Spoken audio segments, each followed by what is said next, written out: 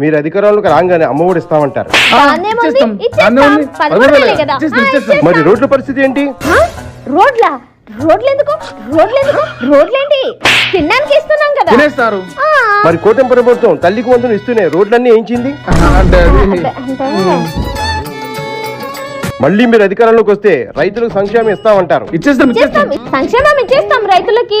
మరి పోలవరం పరిస్థితి ఏంటి? అమరావతి పరిస్థితి ఏంటి? అమరావతి ఏంటి, పోలవరం ఏంటి, ఇవన్నీ మనకెందుకు?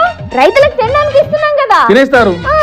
మరి కూటమి ప్రభుత్వం రైతులకు సంక్షేమ పథకాలు ఇస్తూనే అటు అమరావతిని ఇటు పోలవరాన్ని పూర్తి చేస్తుందిగా. అదే మళ్ళీ మీరు అధికారంలో రాగానే 5,000 వారంటీ జాబులు ఇస్తామంటున్నారు.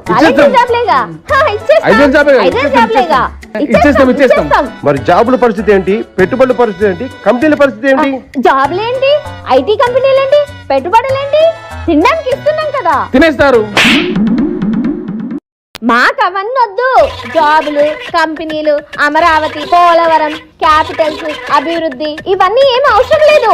తినడానికి ఇస్తున్నాం. జనాలు తినేస్తారు అంతే. తినడానికి ఇస్తారా? అభివృద్ధి వద్దా? ఒక పక్క అభివృద్ధి చేస్తూ సంక్షేమ పథకాలు ఇస్తున్న కూటమి ప్రభుత్వం చేదా?